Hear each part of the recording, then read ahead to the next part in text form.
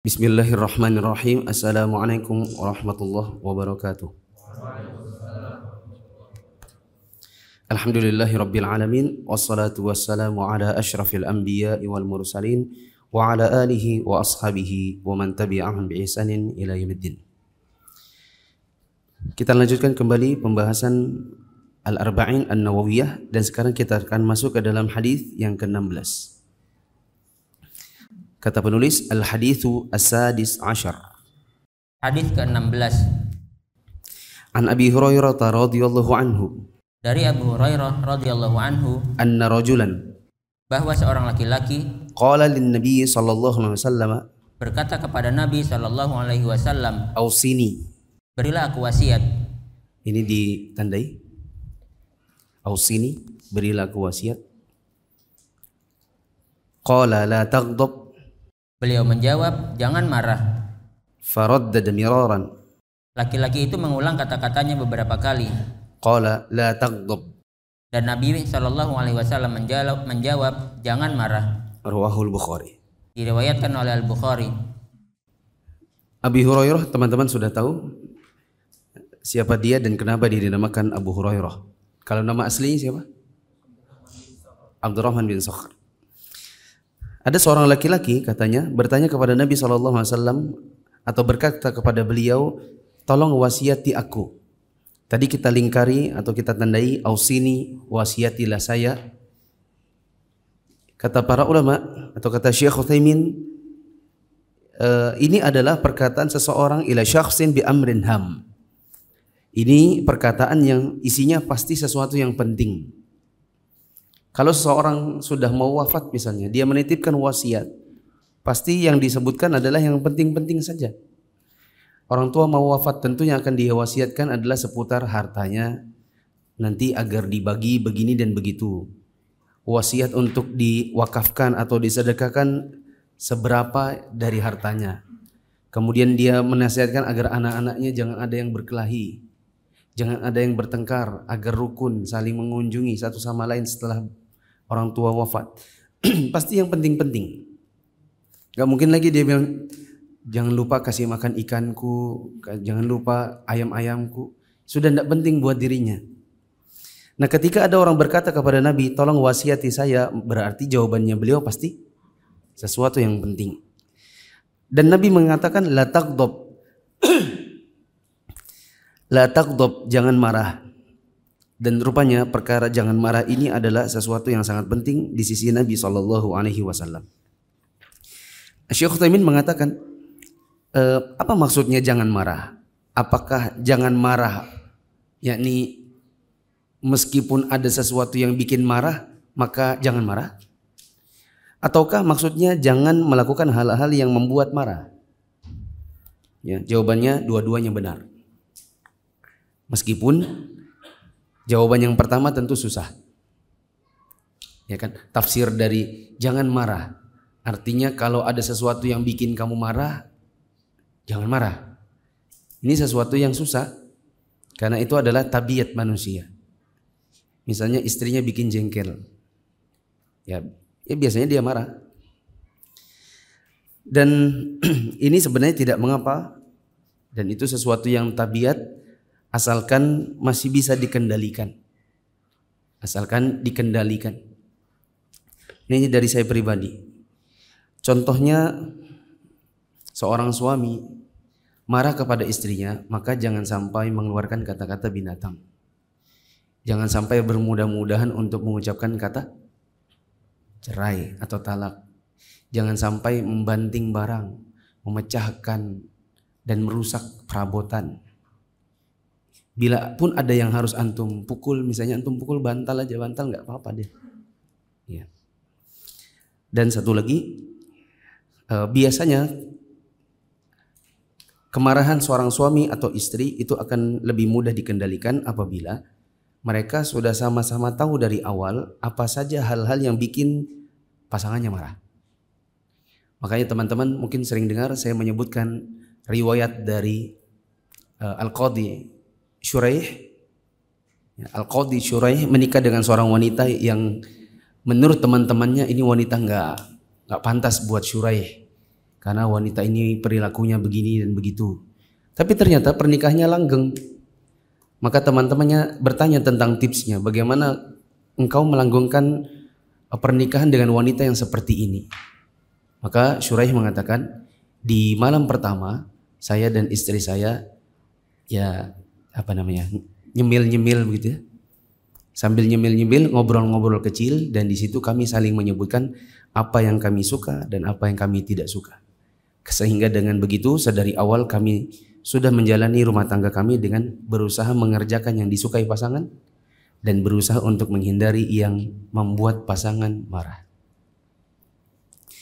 Hadits ke-17, al-haditsus sabi'ul ashar. Sabi' ashar. Hadits ke-17. An Abi Ya'la Shaddad ibn Aus radhiyallahu ta'ala anhu. Dari Abu Ya'la Shaddad bin Aus, semoga Allah Ta'ala meridainya. Teman-teman tandai di Abu Ya'la. Tapi ini sudah tahu, ini pasti nama kunyah. Dan nama asli sahabat ini adalah Shaddad bin Aus. Siapa dia? Cari sendiri. Ya. Bisa dilihat di buku-buku ensiklopedi sahabat Nabi. An Rasulillah sallallahu alaihi wasallam qala, dari Rasulullah sallallahu alaihi wasallam beliau bersabda, innallaha katabal ihsana ala kulli syai'. Sesungguhnya Allah mensyariatkan berbuat baik atas segala sesuatu. Bisa ditandai pada kata ihsan. Fa idza qataltum fa ahsinul qitlah. Jika kalian membunuh, maka baguskanlah cara membunuhnya. Wa idza dzabhtum fa ahsinudz dzabhah. Jika kalian menyembelih, maka baguskanlah cara menyembelihnya. Wal yuhidda ahadukum syafratah. Dan hendaklah seseorang menajamkan pisaunya. Wal yurih dzabihatah. Dan menjadikan nyaman sembelihannya. Tandai pada kata al-qitlah dan az-zabahah. Bunuhannya. Ini al-qitlah yang dibunuhnya. Az-zabahah yang disembelihnya. Wal yurih, tandai juga wal yurih dzabihatah, dan hendaklah dia apakan di situ? Nyaman ya. Kalau di situ dinyamankan sembelihannya. Teman-teman tadi sudah mencatat atau menandai kata ihsan. Ihsan itu ada dua. Ada ihsan kepada Allah dan ada ihsan kepada makhluk. Adapun ihsan kepada Allah sudah kita pelajari waktu membaca hadis Jibril. Masih ingat apa itu ihsan? Kata Nabi SAW ketika ditanya Nabi, engkau beribadah kepada Allah seakan-akan engkau melihatnya, dan memang engkau tidak mampu melihatnya, akan tetapi Allah melihatmu. Ini ihsan kepada Allah Ta'ala. Adapun ihsan kepada makhluk adalah berbuat baik apapun yang kita lakukan. Di sini diberikan contoh oleh Nabi SAW dengan dua model, yaitu berbuat ihsan kepada al-qitlah dan berbuat ihsan kepada az-zabahah. Al-qitlah yang dibunuh, az-zabahah yang disembelih. Siapa yang tahu saya beri hadiah, tapi hadiahnya besok insyaallah. Apa bedanya qitlah dengan zabahah?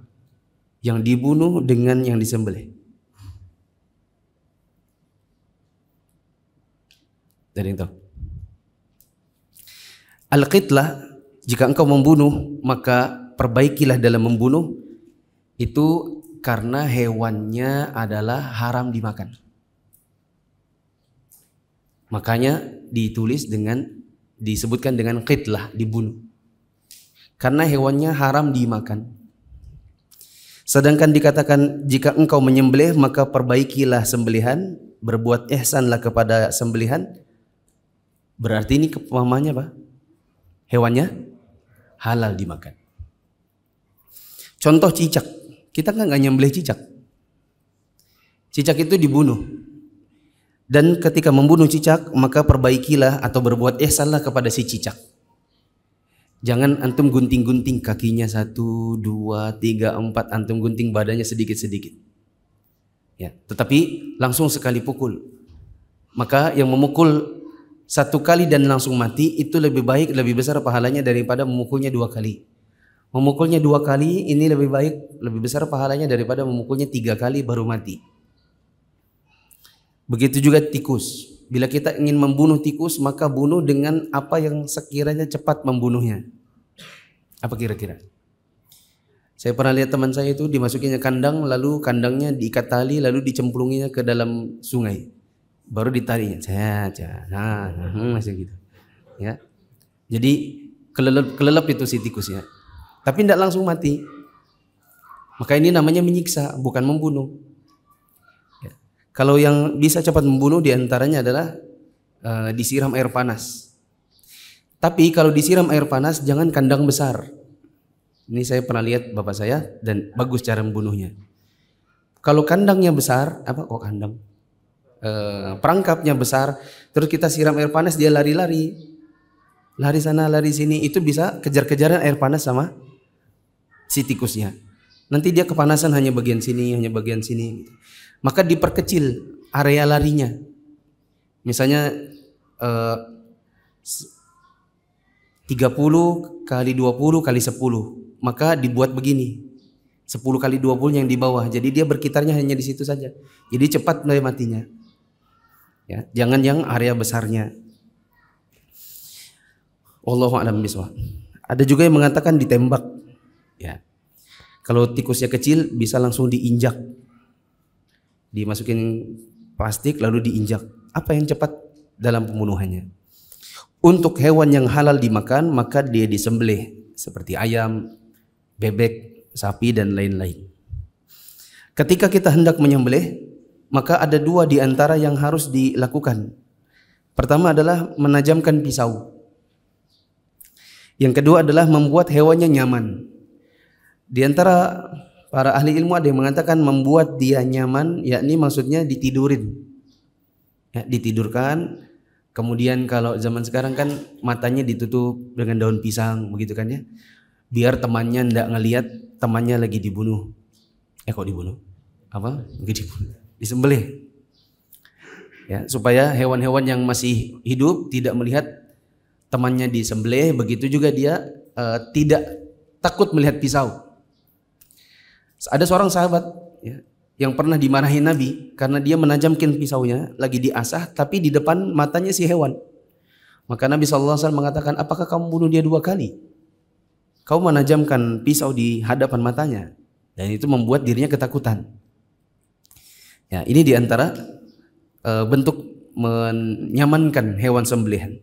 Kata Syekh Utsaimin, diantara cara yang lain, yang benar adalah ketika menyembelih maka pisau itu ditekan kuat-kuat agar segera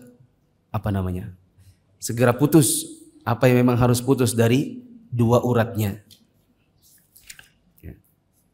Artinya kalau kita juga belum terbiasa maka harus latihan. Jangan cek. Ya.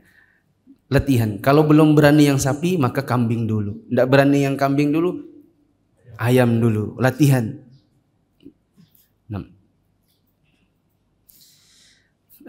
Di syarah Syekh Utsaimin disebutkan tentang syarat-syarat menyembelih, tapi saya kira kalau dibacakan nanti terlalu panjang. Mungkin teman-teman bisa merujuk kepada kitab-kitab yang lain seperti Minhajul Muslim, ensiklopedi Islam karya Syekh Abu Bakar Jabil Al-Jazairi.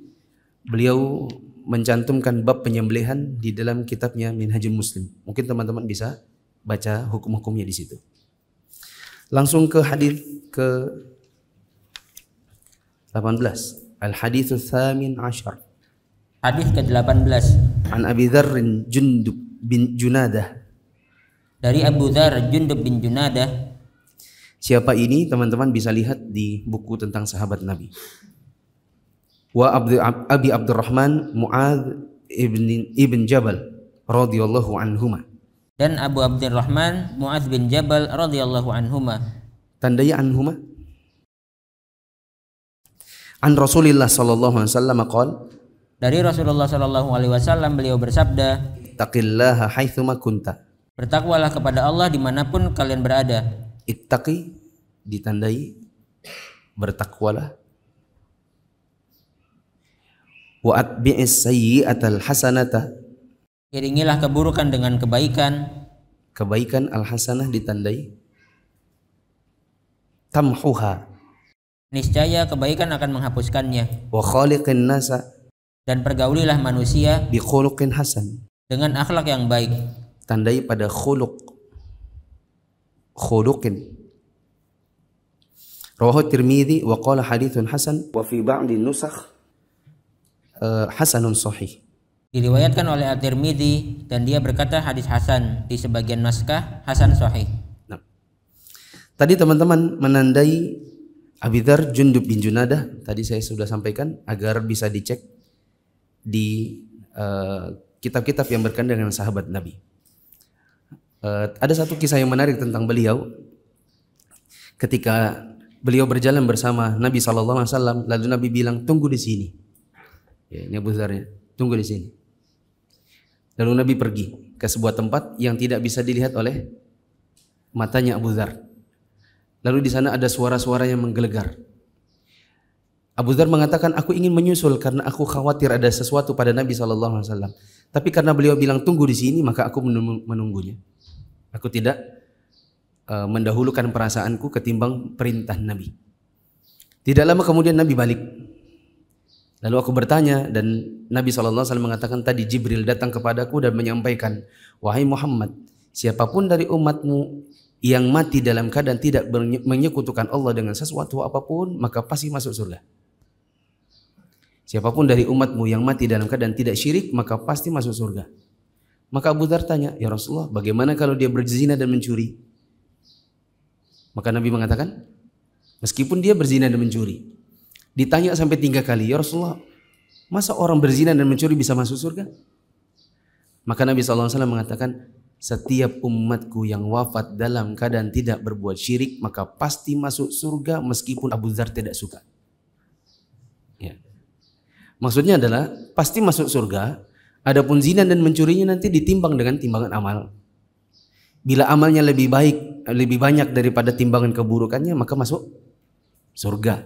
Apabila timbangan keburukannya, zinanya, mencurinya dan lain-lain itu lebih berat daripada timbangan amalnya, maka bagaimana?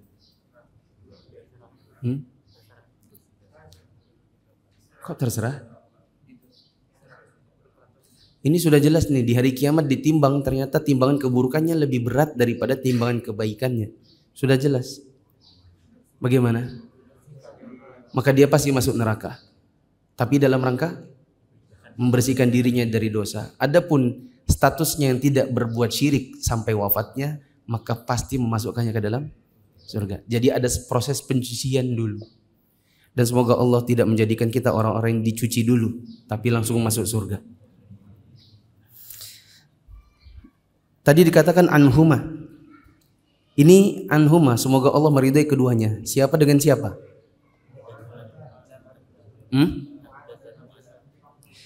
Siapa? Abu Dzar dengan Mu'adz. Jangan nanti dikira Mu'adz dan Jabalnya. Kan ini tadi sebutkan Abu Dzar dan Abu Abdurrahman Mu'adz bin Jabal radhiyallahu anhuma. Mungkin sebagian orang mengira anhuma, semoga Allah meridai keduanya, dikira Mu'adz dan Jabal. Padahal di sini ada 2 sahabat, ya. Dan yang dimaksud di sini adalah Abu Dzar dengan Mu'adz. Jadi semoga Allah meridai keduanya, yaitu Abu Dzar dengan Mu'adz. Perkataan ittaqillah, bertakwalah kepada Allah. Apa maksudnya takwa? Kita sering dengar penjelasan para khatib, ittaqillah, bertakwa itu dengan cara mengerjakan apa yang Allah perintahkan dan menjauhi apa yang Allah larang. Ada perkataan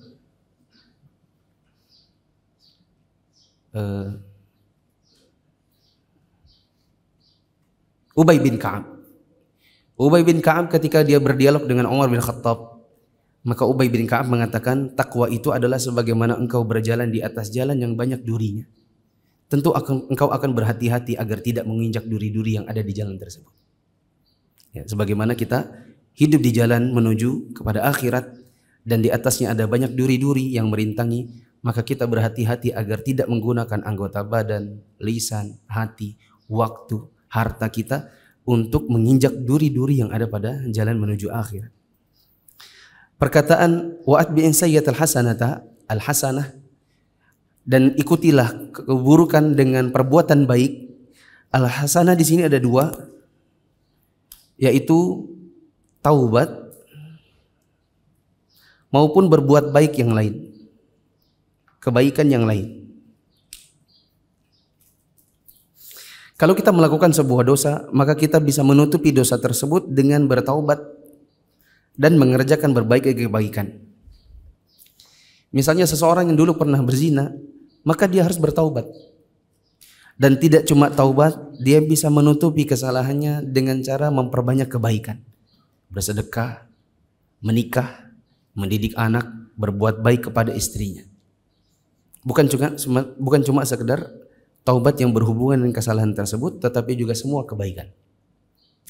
Ada perkataan pergaulilah manusia dengan apa di situ disebutkan?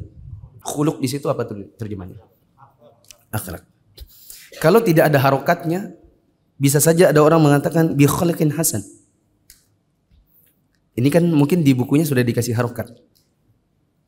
Maka kita bisa membaca bi khuluqin hasan. Kalau tidak ada harokatnya, mungkin saja ada orang berkata bi khuluqin hasan. Dan apa bedanya khuluq dengan khalq? Bi khuluqin dengan akhlak. Akhlak itu artinya sesuatu yang indah dari dalam diri kita sendiri. Sedangkan khalq itu artinya yang di luar. Maksudnya baju, wajah, rambut. Nah, kita disuruh oleh Nabi SAW untuk mempergauli manusia dengan keindahan yang di dalam. Dan tidak terlalu peduli dengan yang ada di depan. Tapi kalaupun ada yang di depan, maka ini tidak mengapa. Ini nilai plus. Tentu bergaul dengan manusia dengan baju yang rapi, itu akan lebih mudah ketimbang misalnya kita datang dengan baju gamis putih yang sudah berdaki. Ya, dulu zaman-zaman kami kuliah di Jogja itu ada sebagian teman-teman. Ya, mohon maaf teman-teman kalau ada yang menyimak. Kadang-kadang ada yang mahasiswa itu bajunya sudah 3 hari. Ya, daki itu bukan dalamnya lagi. Daki itu sudah luar-luarnya juga. Pergelangan tangan, apalagi kalau di sini ada kancing, itu kan lebih mudah kelihatan kotornya ketimbang yang nggak ada kancing, betul ya? Nah, itu yang ada kancingnya di sini sudah coklat-coklat. Ya. Terus bicara di sini peci putih, di sini udah banyak temanan. Tahu temanan? Ini orang Malang nggak tahu temanan. Temanan itu yang bintik-bintik hitam, jamur, yang susah dicuci.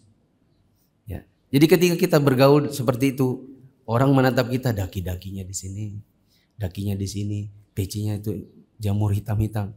Mungkin orang juga tidak nyaman.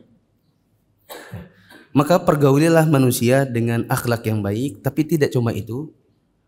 Ya, boleh juga kita perhatikan penampilan luar supaya bergaul dengan manusia ini juga nyaman.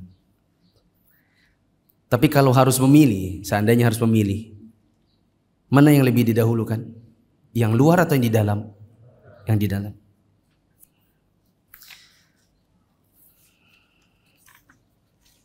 Terus teman-teman yang dirahmati Allah, di sini ada faidah tambahan. Akhlak atau yang di dalam ini itu ada 2. Akhlak di dalam diri kita itu ada 2. Ada yang sifatnya tabi'i, ada yang sifatnya bil kasb. Tabi'i itu artinya alami. Alami. Kalau bil kasb artinya diusahakan atau dipelajari. Contoh kita dapati teman kita yang memang dari kecilnya itu dia santun. Dari kecilnya anteng. Kalau anak-anak yang di dalam masjid suka lari-lari, dia duduk terus seperti 2 anak ini. Anaknya bapak ini. Anaknya kan Pak? Ya. Kedua anak ini kan kelihatan. Ya. Ikut sholat subuh, ikut pengajian, duduk, tenang. Setiap hari ada di sini, di masjid ini. Ya, kelihatan dari kecil, nanti sampai besar, misalnya orangnya kalem. Ya. Maka kita bilang itu berarti tabi'i. Akhlaknya tabi'i. Memang sudah alami begitu. Ada orang yang kecilnya pencicilan. Ya, lari sana, lari sini, suka bikin keonaran. Kemudian besarnya tidak lagi seperti itu. Mungkin karena proses belajar. Ya, ini namanya akhlak yang dipelajari atau diusahakan. Dan kedua-duanya baik. Kedua-duanya baik. Lanjut ke al-hadits at-tasi' ashar. Hadis ke-19. An Abil Abbas Abdullah ibn Abbasin radhiyallahu anhuma. Dari Abul Abbas Abdullah bin Abbas radhiyallahu anhuma. Qal, Dia berkata, kuntu khalfan Nabi sallallahu alaihi wasallam yauman faqal. pada suatu hari aku berada di belakang Nabi Shallallahu Alaihi Wasallam, lalu beliau bersabda. Ditandai khalfa, di belakang. Ya gulam, Wahai anak kecil, inni u'allimuka bi kalimatin. sesungguhnya aku akan mengajarimu dengan beberapa kalimat. Tandai pada kata gulam, anak kecil. Tandai pada kata kalimat, kalimatin, beberapa kalimat. Ihfazillaha yahfazka. Jagalah Allah, niscaya Dia menjagamu.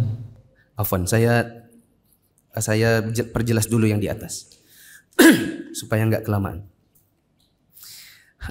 Abul Abbas ini nama kunyahnya Ibnu Abbas, nama aslinya adalah Abdullah. Abdullah Ibni Abbasin radhiyallahu anhuma. Perlu diketahui kurang lebih ada 300-an sahabat yang namanya semuanya Abdullah. Cuma bervariasi dari sisi nama bapaknya.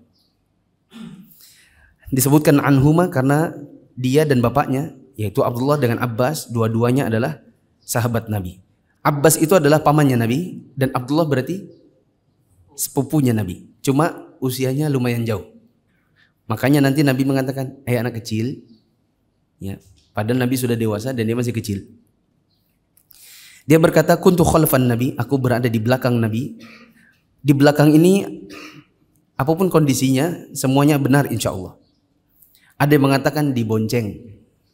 Jadi bisa jadi naik unta atau naik kuda lalu dia belakangnya Nabi. Bisa jadi jalan bareng tapi dia agak belakangnya Nabi. Ya.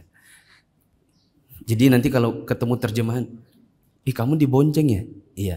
Kalau di bukuku ini berjalan. Yang mana yang betul? Jawabannya insya Allah sama aja. Kemudian ya gulam, nak, wahai anak kecil. Ini adalah perkataan yang lembut dari seorang yang sudah dewasa kepada anak kecil. Jadi kalau kita manggil anak kecil misalnya, kalau di zaman sekarang, dek, sini dek, ya. Misalnya ada anak kecil lihat ke orang buka puasa bersama di masjid, terus dia kayak mungkin tidak puasa jadi dia takut begitu kan, jadi jalannya satu tapak begitu. Dek sini, gitu kan, tidak apa-apa, tidak masuk gitu. Beda kalau zaman kita 90, tidak puasa ya, sana. Ya, dan itu bikin takut jadinya. Padahal tidak apa-apa. Meskipun mereka tidak puasa, kalau ada orang makan bersama, buka puasa di masjid, ajak. Ya, nanti kan bisa dinasihati, puasa enggak? Oh, enggak puasa. Ya, besok puasa gitu. Jadi dapat kesempatan nasihat. Coba kalau diusir, enggak puasa, sana. Atau yang bingkak tepung aja, ambil sana. Yang bingkaknya kentang semua buat bapak-bapak. Kapan kita punya kesempatan nasihati mereka? Ya, saya korban dulu begitu. Nah. Kemudian perkataan kalimat, beberapa kalimat. Kalau kita belajar nahwu, kalimatun itu artinya kata. Kalau kalimat itu apa dalam nahwu? Jumlah. Nah, di dalam bahasa syariat itu tidak seperti bahasa nahwu. Kalau nahwu itu kata adalah kalimatun. Kalimat itu jumlatun. Sedangkan dalam bahasa syariat bisa saja kata itu adalah kalimah, tapi kalimat adalah kalimat gitu. Bisa dipahami? Nah, makanya di sini Nabi tidak mengajarkan beberapa kata. Nabi mengajarkan beberapa kalimat. Tapi Nabi juga tidak mengatakan inni u'allimuka jumlat. Nabi tidak bilang dengan kata jumlah. Ya. Ada berapa di sini? Syekh Utsaimin mencatat ada 12 kalimat. Saya tandai tadi subuh, memang ada 12. bila dihilangkan yang kembarnya. Karena kalau ditambah dengan kembarnya kurang lebih jadi 13. Apa saja kalimat-kalimat ini? Satu, nanti teman-teman tandai angkanya. Ihfazillah yahfazka. Jagalah Allah, niscaya Dia menjagamu. Yang kedua, ihfazillah tajidhu tujahaka. Jagalah Allah, niscaya engkau mendapatinya di hadapanmu. Ketiga, idza sa'alta fas'alillah. Apabila engkau meminta, maka mintalah kepada Allah. Yang keempat, wa idza sta'anta fasta'in billah. Apabila engkau memohon pertolongan, maka mohonlah pertolongan kepada Allah. Yang kelima, wa'lam annal ummata law ijtama'at 'ala an yanfa'uka bi syai'in lam yanfa'uka illa bi syai'in qad katabahu Allahu lak. Ketahuilah, sesungguhnya umat ini, seandainya mereka bersepakat untuk memberikan manfaat kepadamu dengan sesuatu, pasti mereka tidak akan bisa memberi manfaat kepadamu, melainkan dengan sesuatu yang telah ditulis oleh Allah untukmu. Yang keenam, wa in ijtama'u 'ala an yadurruka bi syai'in lam yadurruka illa bi syai'in qad katabahu Allahu 'alaik. Dan seandainya mereka bersepakat untuk menimpakan mudarat kepadamu dengan sesuatu, tentu mereka tidak akan dapat menimpakan mudarat kepadamu, melainkan dengan sesuatu yang telah ditulis oleh Allah. Yang ketujuh, rufi'atil aqlamu wa jaffatis suhuf. Pena telah diangkat dan lembaran-lembarannya telah kering. Ini yang ketujuh. Rawahu Tirmidzi wa qala haditsun hasan sahih. Diriwayatkan oleh At-Tirmidzi dan beliau berkata hadis hasan sahih. Wa fi riwayati ghairi Tirmidzi, dalam riwayat selain At-Tirmidzi, ihfazillaha tajidhu amamak. Jagalah Allah, maka engkau akan mendapatkannya di hadapanmu. Ini tidak usah dihitung karena sudah sama dengan yang nomor 2. Jadi tidak ditandai. Yang kedelapan, ta'arraf ilallahi fir rakha ya'rifka fis syiddah. Perkenalkanlah dirimu kepada Allah di saat makmur, maka Dia akan mengenalimu di waktu susah. Wa'lam anna ma akhta'aka lam yakun liyusibak wa ma asabaka lam yakun liyukhti'ak. Ketahuilah bahwa apa yang tidak ditulis menimpamu, ia tidak akan menimpamu, dan apa yang ditulis menimpamu, ia tidak akan meleset darimu. Yang ke-10, wa'lam anna an-nasra ma'as sabr. Dan ketahuilah bahwa kemenangan itu diraih dengan kesabaran. Yang ke-11, wa annal faraja ma'al karb. Dan kelonggaran itu ada bersama kesulitan. Dan yang ke-12, wa anna ma'al usri yusra. Dan sesungguhnya sesudah kesulitan itu ada kemudahan. Yang bisa ditandai ihfazillah, yang pertama, ihfaz, jagalah Allah. Apa itu maksudnya jagalah Allah? Maksudnya menjaga Allah. Coba kayak apa kita menjaga Allah? Yang ada Allah yang jaga kita. Nah, menjaga Allah di sini maksudnya adalah kita berada di tempat dan waktu di mana Allah suka. Dan kita tidak ada di tempat dan waktu yang Allah tidak suka. Apa tempat yang Allah suka? Misalnya kita menjaga diri kita senantiasa sholat 5 waktu di masjid. Dikarenakan Allah suka kalau kita berada di masjid. Allah senang kalau kita hadir sholat 5 waktu. Waktunya untuk sholat kita hadir. Dan jangan sampai Allah kehilangan kita di waktu dan tempat yang Allah menginginkan kita ada di situ. Seperti dibalik, sholat 5 waktu kita tidak hadir di masjid, dan ada waktu sholat kita adanya di kamar tidur misalnya. Dan kita menjaga sholat kita, menjaga diri kita berada di dalam ketaatan kepada Allah. Apa konsekuensinya? Rasulullah SAW mengatakan yahfazka. Konsekuensinya adalah Allah akan menjaga kita.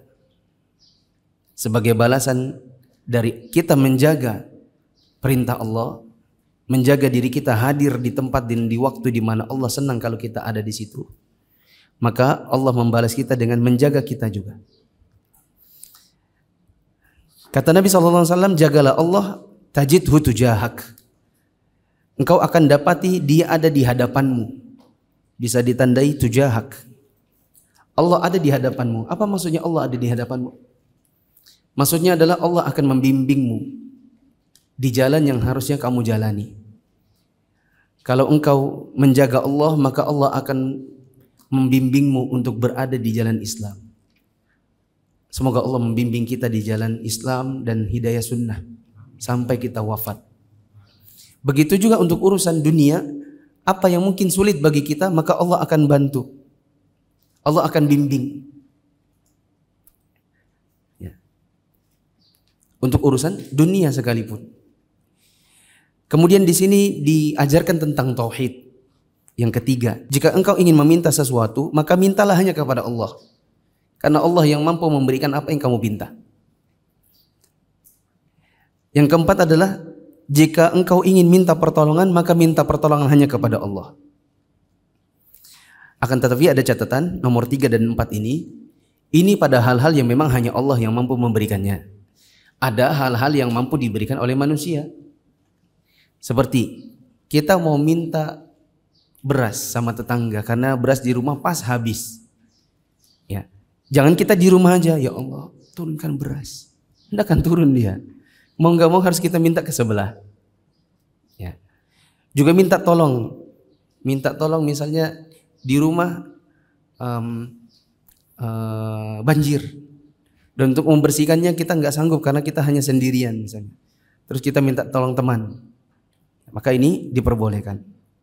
Karena ini adalah hal-hal yang bisa diberikan pertolongan tersebut oleh manusia. Yang kelima adalah, kalau sekumpulan manusia berusaha untuk memberikan kepada kita manfaat, maka kita harus tahu bahwa manfaat yang akan sampai kepada kita itu tidak akan keluar dari batas apa yang memang sudah Allah tetapkan. Begitu juga apabila ada sekumpulan orang ingin memudaratkan kita, maka semua yang datang kepada kita berupa mudarat tidak akan keluar dari sebatas yang Allah sudah tentukan. Jadi jangan khawatir dan jangan sombong. Apabila ada sesuatu yang kita khawatirkan, maka jangan khawatir. Allah menjadi pembimbing dan Allah hanya menetapkan sebatas yang kita mampu. Dan apabila ada yang datang kepada kita berupa manfaat atau nikmat, maka kita juga jangan sombong karena tidak akan keluar sebatas yang Allah tetapkan. Kekayaan, kepintaran, kehebatan, dan apapun yang kita mampu untuk capai, itu tidak akan keluar dari batas-batas yang memang sudah Allah tetapkan. Artinya kita jangan berpikir bahwa itu semua datang dari kita pribadi. Nah, kemudian rufi'atil aqlam wa jaffatis suhuf, artinya penulisan takdir sudah selesai. Di situ apa terjemahnya? Apa? Pena sudah diangkat. Maksudnya adalah pena penulisan takdir sudah selesai. Tidak lagi ada penulisan takdir dan takdir tidak berubah. Kita matinya kapan? Kita hidup dalam keadaan kondisi senang atau susah. Kemudian kehidupan kita nanti apakah berakhir pada neraka atau surga, itu semua sudah ada ketentuannya. Nanti tinggal permasalahan yang sering dibingungkan orang. Bagaimana dengan hadis yang mengatakan la yaraddul qada illa du'a? Bahwa takdir itu tidak bisa berubah kecuali dengan doa.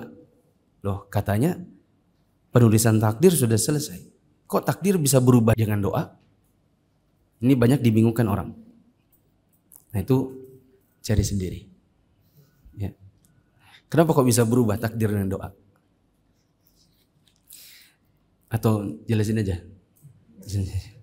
Maksud perkataan Nabi SAW ini adalah tidak akan berubah takdir kecuali dengan doa. Maksudnya ini semua dalam konteks takdir juga. Contoh kita sakit, itu takdir Allah. Kemudian Allah takdirkan kita untuk berdoa. Lalu takdir sakit tadi berubah menjadi takdir yang lain, yaitu sehat. Jadi kita sakit, lalu berdoa, lalu berubah jadi sehat, itu semua tetap dalam kondisi takdir. Maksudnya tidak berubah satu takdir ke takdir yang lain kecuali dengan doa. Kemudian sabda Nabi SAW, ihfazillah tajidhu amamak. Ini sudah sama dengan yang nomor 2. Ta'arraf ilallah fi ar-rakha. Kenalilah Allah di masa engkau apa kalau di situ? Di sini tadi ke apa tadi? Kemakmuran. Kalau di situ apa? Hah? Senang. Ya. Yang benar adalah di saat lapang. Dan lapang ini jadi 3. Dibelah menjadi 3. Sehat, aman, kaya. Sehat, aman, kaya. Berarti maksudnya adalah kenalilah Allah saat kamu sedang sehat. Jangan tunggu sakit baru kamu kenal Allah. Kenalilah Allah saat aman. Jangan tunggu ketakutan baru kamu bilang, ya Allah. Kenalilah Allah saat kamu kaya. Jangan tunggu miskin. Sebagian orang mengenal Allah itu kalau lagi sakit. Bahkan ada juga yang sakit tetap nggak kenal Allah. Ya. Saat sedang ketakutan dan saat sudah jatuh miskin. Apa konsekuensinya kalau kita senantiasa mengenal Allah? Mengenal di sini maksudnya bukan cuma mengenal, tapi continue beribadah. Apa konsekuensinya bila kita continue beribadah di saat senang, aman dan kaya? Konsekuensinya adalah Allah akan mengingat kita juga waktu kita sedang dalam keadaan kesulitan. Yaitu waktu sedang sakit, waktu sedang takut, dan waktu sedang dalam keadaan kesulitan ekonomi. Kemudian yang ke-9, ketahuilah bahwasanya apa yang tidak akan menimpamu, ya, yang memang ditakdirkan oleh Allah luput darimu, maka tidak akan menimpamu. Dan apa yang memang sudah Allah takdirkan akan menimpamu, maka tidak akan luput darimu. Ketahuilah bahwasanya pertolongan Allah akan datang bila ada kesabaran, dan bahwa kemudahan itu akan datang di saat orang-orang merasakan kesulitan, dan bahwa di setiap adanya kesulitan pasti Allah akan datangkan kemudahan. Ada kaidah fikih yang berbunyi al-masyaqqatu tajlibut taysir. Al-masyaqqatu tajlibut taysir. Bahwa kesulitan itu akan mendatangkan kemudahan. Di antaranya adalah misalnya kita sulit untuk berpuasa dikarenakan memang sudah tua, sudah mencoba puasa tapi tidak sanggup puasa, maka Allah datangkan kemudahannya yaitu membayar fidyah. Kita masih muda tapi kita sakit, kita sudah coba puasa nggak bisa, lemas badannya, maka Allah datangkan kemudahannya. Kemudahannya adalah nggak apa-apa nggak puasa, tapi diganti apa? Qadha. Nggak boleh ganti fidyah ya, kan kita masih muda. Ya. Nah, begitu juga misalnya ada orang patah kaki, kemudian tidak sanggup untuk sholat dalam keadaan berdiri, Allah datangkan kemudahannya. Apa kemudahannya? Sholat duduk. Baru dapat 3 ya.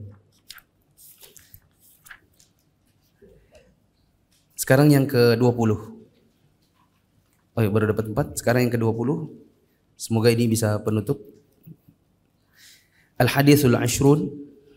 Hadis ke-20. An Abi Mas'udin Uqbah ibn Amr Al-Ansari Al-Badri radhiyallahu anhu qala. Dari Abu Mas'ud Uqbah bin Amr Al-Ansari Al-Badri radhiyallahu anhu, dia berkata, qala Rasulullah sallallahu alaihi wasallam, Rasulullah sallallahu alaihi wasallam bersabda, inna mimma adrakan nasu min kalamin nubuwatil ula, sesungguhnya di antara yang didapatkan oleh manusia dari perkataan kenabian yang pertama adalah ucapan, idza lam tastahi fasna' ma syi'ta, jika engkau tidak malu maka lakukanlah apa yang engkau inginkan. Rawahul Bukhari. Diriwayatkan oleh Al-Bukhari. Tandai pada perkataan an-nubuwatil ula, kenabian yang pertama. Adapun sahabatnya Uqbah bin Amr, teman-teman bisa lihat di buku-buku tentang sahabat Nabi. Kalamin nubuwatil ula, perkataan atau wahyu dari kenabian yang pertama, maksudnya apa itu? Apa itu kenabian yang pertama?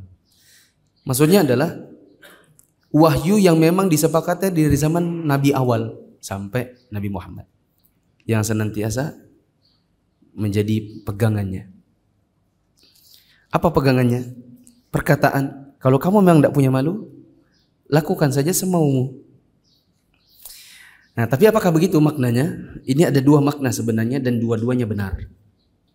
Idza lam tastahi fasna ma syi'ta, jika engkau tidak malu maka berbuatlah semaumu. Ini ada dua penafsiran dan dua-duanya benar. Pertama adalah penafsiran celaan. Penafsiran yang sifatnya celaan. Berarti kalimatnya kayak gitu. Kalau ndak malu, silakan aja. Ini disuruh atau dicela? Ya. Misalnya ada orang berzina di jalan. Ya, kita bilang, "Mas, negeri muslim ini. Kau pikir negeri kafir. Tapi kalau kamu ndak malu, berbuatlah semaumu." Itu celaankah atau disuruh malah? Ya. Itu celaan. Ini penafsiran pertama. Ya, sama dengan misalnya ada orang merokok di dalam di dalam ruangan umum, di dalam angkutan umum. Ya. Kalau ada orang merokok seperti itu, kita bilang, Mas, idza lam tastahi fasna ma syi'ta. Apa itu, Mas? Nah, itu sifatnya dzam. Sifatnya adalah celaan. Tafsir yang kedua adalah pembolehan. Tafsir yang kedua adalah pembolehan. Kalau yang pertama tadi apa? Celaan. Yang kedua pembolehan. Maksudnya begini. Kalau yang kamu lakukan itu memang tidaklah sesuatu yang memalukan, kenapa harus malu? Lakukanlah, ini sesuatu yang boleh kok. Begitu. Bisa dipahami? Contoh, bertanya di kajian. Siapa yang mau bertanya? Ada satu orang yang tidak mau bertanya karena dia bilang malu. Saya malu karena saya masih baru. Maka tafsirnya ini atau dalilnya bisa dipakai ini. Idza lam tastahi fasna ma syi'ta. Kalau memang yang kamu lakukan ini memang boleh, kenapa harus malu? Lakukanlah semaumu, lakukan aja. Orang itu boleh kok, gitu maksudnya. Ada orang misalnya mau pergi ke pengantin. Kalau di pengantin kan identik orang pakai baju batik tuh. Nah, ada orang pakai baju koko kayak gini. Ini kan baju halal aja begitu ya. Udah harus pakai baju batik kan. Nah, terus ada yang bilang, aku malu. Nanti dibilang orang kayak pengajian. Kamu pengantin atau pengajian? Kita bilang, idza lam tastahi fasna ma syi'ta. Ini bukan sesuatu yang memalukan kok. Beda kalau pakai kaos oblong, kaos bola, pergi pengantinan. Iya, itu enggak pantas. Kalau pakai baju koko enggak ada masalah. Pakai gamis nanti dibilang orang kayak pergi umroh. Enggak apa-apa. Bukan sesuatu yang memalukan, maka lakukan aja, enggak usah malu, gitu maksudnya. Kemudian teman-teman yang dirahmati Allah,